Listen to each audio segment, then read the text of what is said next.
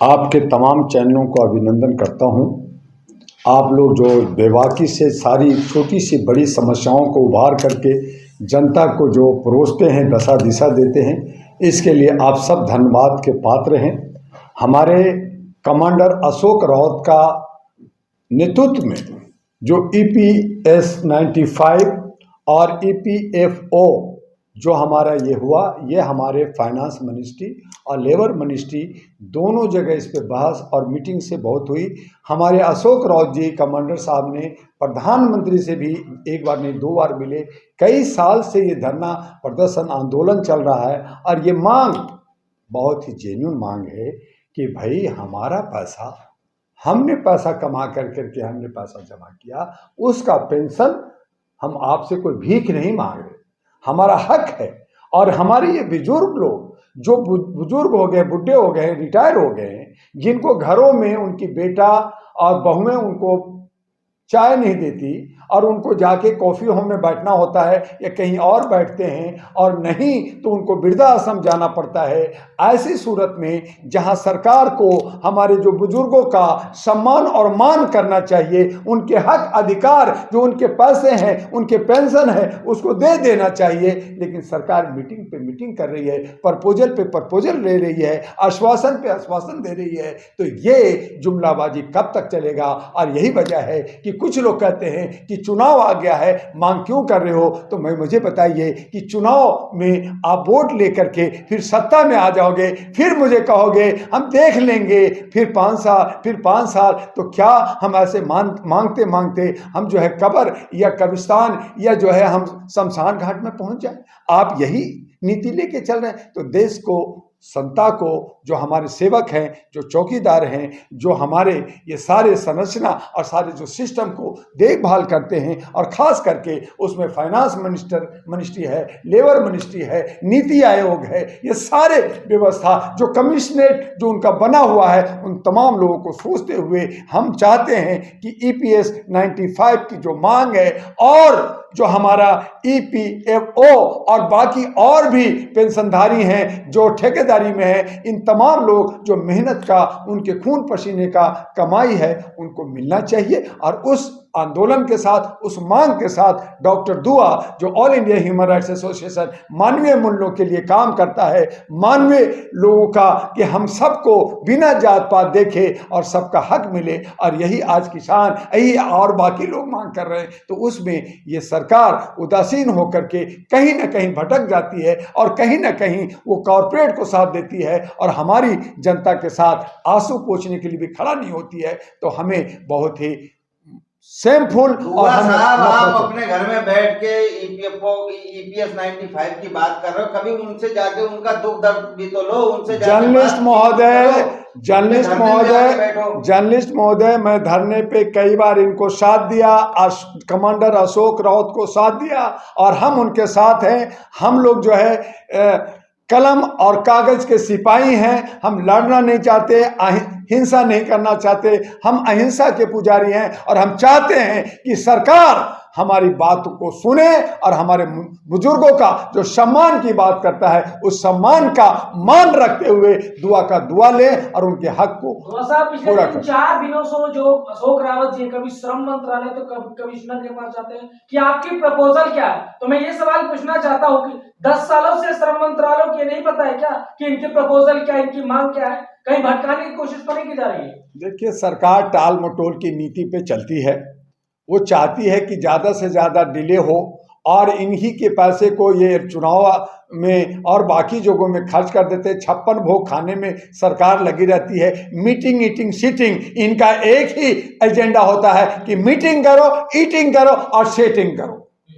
तो ये है। तो इस हालत में हम कहीं ना कहीं हमारा अधिकार, हमारा जो मौलिक अधिकार है, हमारा जो पेंशन है, ये वो जो है उसका बलि चढ़ जाता है, और इसके लिए किसी को आंदोलन करना पड़ता है। और वो कमांडर अशोक रावत जी और बाकी उनके तमाम साथी जो मेरे भी टच में हैं, मैं उनके हमेशा उनके आंसू पोंछने के लिए हमेशा तैयार हूं। लेकिन जहां सरकार निरंकुश हो, जहां तानाशाही हो, जहां हिटलरगिरी हो, वहां पे अधिकार का हनन होता है। और अधिकार जब तक हनन होगा हम आवाज उठाते रहेंगे, उनको झकझोरते रहेंगे और अपना हक, अपना पेंशन और जो हम सुख सुविधा, मेडिकल और हमारी बहू बेटी, हमारे और लोगों का जो हक है उससे जुड़ा हुआ है, उनके हमने प्रपोजल दिया है, लिखित में दिया है, लेकिन उस पे इनको जू नहीं रेंग रहा है। और इसीलिए ये आंदोलन तेज जा रहा है। हम चाहते हैं कि उसका समाधान निकालें, आंदोलन खत्म हो जाएगा। आपने बोला कि इन्हीं के पैसों से चुनावी राजनीति किया जा रहा है, इतना बड़ा आरोप आप कैसे लगा सकते हो? जनता का पैसा, जनता का टैक्स से ये एरोप्लेन में घूमते हैं, लाखों करोड़ों का कपड़ा पहनते हैं, 40-40 गाड़ियां लेके घूमते हैं और ये मौज मस्ती करते हैं। ये पेंशन का, बाकी का, बैंक में जो डिफॉल्टर पैसे उन तमाम का ये मिसयूज करते हैं। कहां से आता पैसा? क्या ये इन्होंने जो है चांद पे से लाए? क्या आपने इन्होंने खेती की? क्या इन्होंने मजदूरी की? हमारे पैसे। और फिर कहते हैं से तो तमाम लोगों को पेंशन मिल रहा है, किसी को 1,000, किसी को 3,000। अरे भैया, हमसे 100 रुपया लेके और 10 पैसा दे के कि कर दे रहा हूं तो हम भिख मंगे क्या? जनता जनार्दन है, जनता मालिक है, जनता का सारा संपत्ति और प्रॉपर्टी है। आप कहते हो कि आप नुकसान कर रहे हो। अरे हमारे किसानों को दिल्ली नहीं आने दे रहे हो, हमारे मांग को सुन नहीं रहे हो, और आप कह रहे हैं कि वो दे रहा। वो देने वाला होता कौन है? वो सिर्फ व्यवस्था करने वाला है, जिसके लिए हमने उसको सेवक बनाया, जिसके लिए हमने उसको चौकीदार बनाया, जिसके लिए हमने उसको नौकरशाह बनाया। लेकिन वो सोचते हैं कि मैं मालिक हूं, मैं सब मेरा है, और जनता जो है गरीब है और भुखमंगा है, और हम उसको दबा के रखेंगे। और अगर बोलेगा गोली मार देंगे, अगर बोलेगा जेल भेज देंगे। तो ये हमारे नौकर, ये नौकर हमने उनको नौकर बनाया है, उनका ड्यूटी करना चाहिए। तो नहीं बोला था कि हम आपको 7500 रुपए देंगे, तो आप डिमांड कर रहे हैं, कल के फिर बोलोगे 50,000 चाहिए, तो ये समय के साथ जहां पे एक आना में हमें 2 किलो घी मिलता था, एक पैसा में, बचपन में 1 पैसा, अब तो 1 पैसा 2 पैसा आपने देखा नहीं होगा जर्नलिस्ट महोदय, हमने देखा है कि 1 पैसा में 10 टॉफी मिलते थे। आज 10 रुपए में टॉफी नहीं मिलता। आज जो हम 1 पैसे में पूरा भरा हुआ गिलास चाय पीते थे, आज छोटा सा कप में 15 रुपए में चाय मिलता है। समोसा जो 1 रुपए में मिलता था आज 20 रुपए में मिल रहा है। तो समय बढ़ता है, कीमतें बढ़ती है, तो उसके हिसाब से उसकी व्यवस्था भी बदलनी चाहिए। एक ही डरे पे, एक ही सिस्टम पे आप सारा पूरी जिंदगी चलाते रहेंगे। आपने महंगाई गिना दिया, व्यवस्था गिना दिया, लेकिन आय भी तो बढ़ गई आपकी। क्या है बढ़ी? आपकी आय बढ़ी ना? क्या? अरे तो वही तो भैया, आय बढ़ी। सुनिए, आय जो है सैलरी करने वाले जो नौकरशाह हैं, जो लीडर हैं, अपने हिसाब से उन्होंने सैलरी बढ़ा दी, अपने हिसाब से नौकरशाह ने बढ़ा। ये जो हम रिटायरमेंट के बाद हमारा पैसा जो पीएफ फंड जो हमें पेंशन मिलना चाहिए था, हम उसी की मांग कर रहे हैं मेरे बाप, हम उसी की बात कर रहे हैं कि हमारा दो, तो आप नहीं दे रहे। आप भी अशोक रावत जी को रोड मैप बताइए किस तरीके से पेंशन। अशोक रावत जी हमारे सुलझे हुए हैं, उन्होंने सारा रोड मैप बना के ड्राफ्टिंग कर करके सरकार को, लेबर मिनिस्ट्री में, फाइनेंस मिनिस्ट्री में, नीति आयोग में, और राष्ट्रपति को, प्रधानमंत्री को, सबको कॉपी दिया।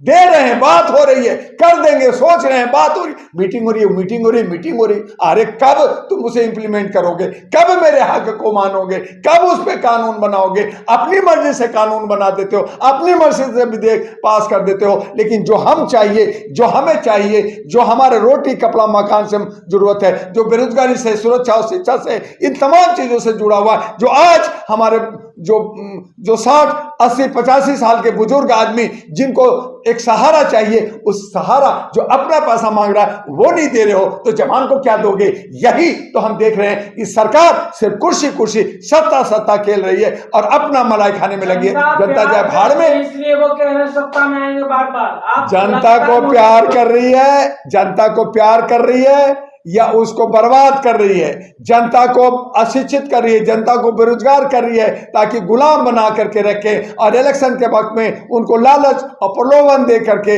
हाँ, ये मैं मानता हूं कि हम जनता बहुसंख्यक, हम लालची लोग हैं, लोभी लोग हैं, और कहीं ना कहीं उनके लालच में, उनके उनके बहकावे में बहक जाते हैं और बिक जाते हैं। लेकिन अब ज्यादा जागरूक हो गया है। डॉक्टर दुआ ने पूरे भारत में मानवाधिकार को लेकर करके लोगों को जागरूक किया है और आने वाले वक्त में हम बताएंगे। हम खामोश हैं, लेकिन हमारा जो वोट छीन लिया जाता है, वोट में डकैती किया जाता है, अगर ईवीएम हटा दें और वोट की डकैती ना करें तो हम बता देंगे कि हम किसे पसंद करते हैं या नहीं करते हैं, ये बताएगा वक्त। लेकिन ईवीएम हटाओ और बैलेट से चुनाव कराओ। आपका दूध का दूध, पानी का पानी करके दिखाएंगे, अपना हक लेके दिखाएंगे और ईपीएस 95 और ईपीएफओ भी लेकर के दिखाएंगे और ये देंगे और नहीं देंगे तो हमारी